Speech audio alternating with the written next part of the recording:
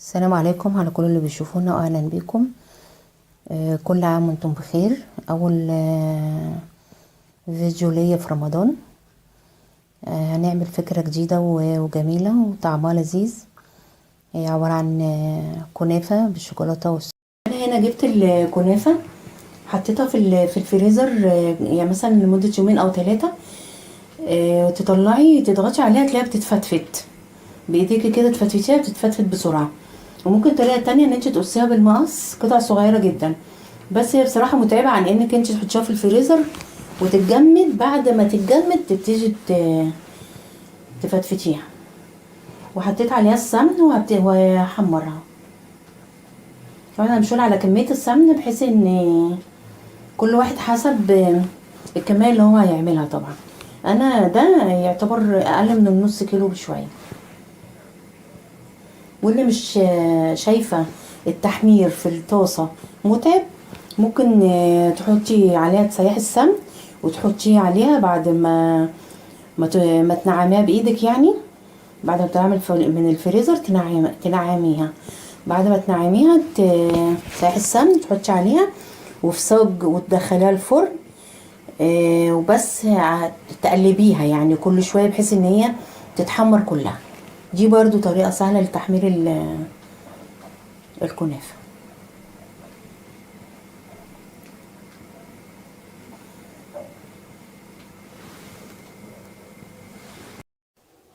انا فضيت الكنافة في الطاسة دي عشان لقيت الاستانلس هيحرقها. لسه مفضياها واكمل تحميرها.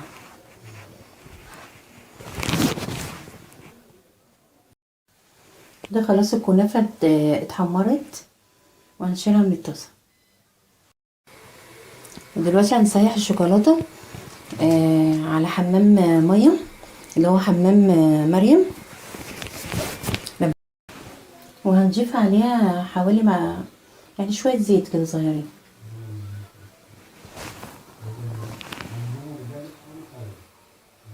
هنا الكنافة بعد ما حمرناها حطيت عليها المكسرات.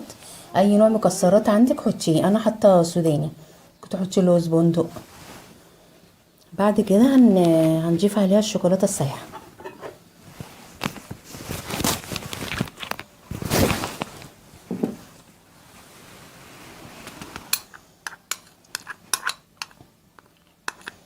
وهنقلبهم مع بعض.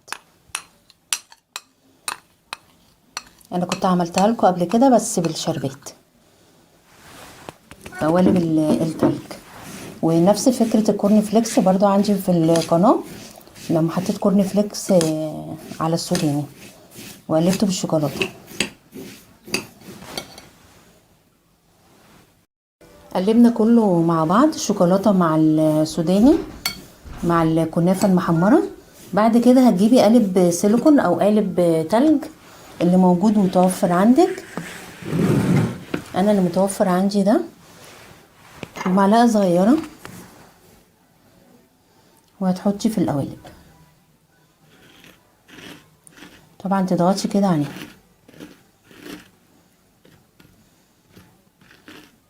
ممكن نقلب التلج العادي.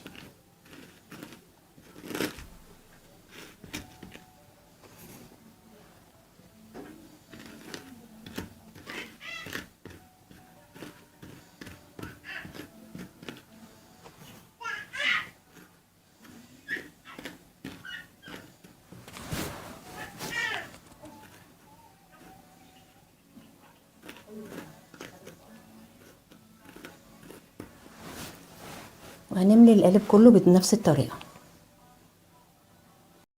خلاص احنا كده ملينا القالب بالكنافه بالشوكولاته والسوداني. وهندخلها الفريزر لمده مثلا ممكن تاخد ربع ساعه ولا حاجه، هو حسب نوع تلاجتك طبعا. انا اللي انا عملته 300 جرام 350 جرام كنافه. ضفت عليهم من الشوكولاته دي قالب ونص، باك ونص. هي مكتوب عليها 200 جرام.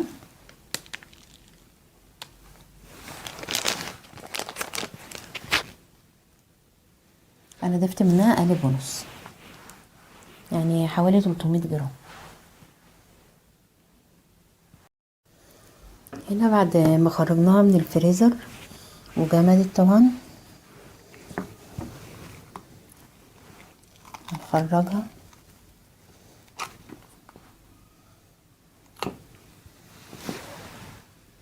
طبعا اللي هي الزيادات دي كده بتشيليها بايدك يا بسكينه عشان يبقى شكلها حلو.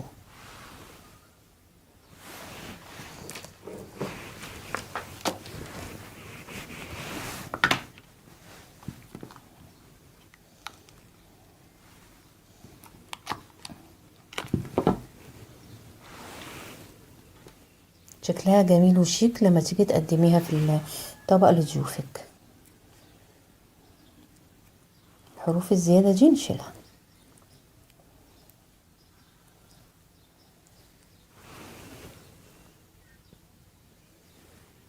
مش عارفة كده اوضح اهي. هي خدت طبعا شكل رسمة القالب.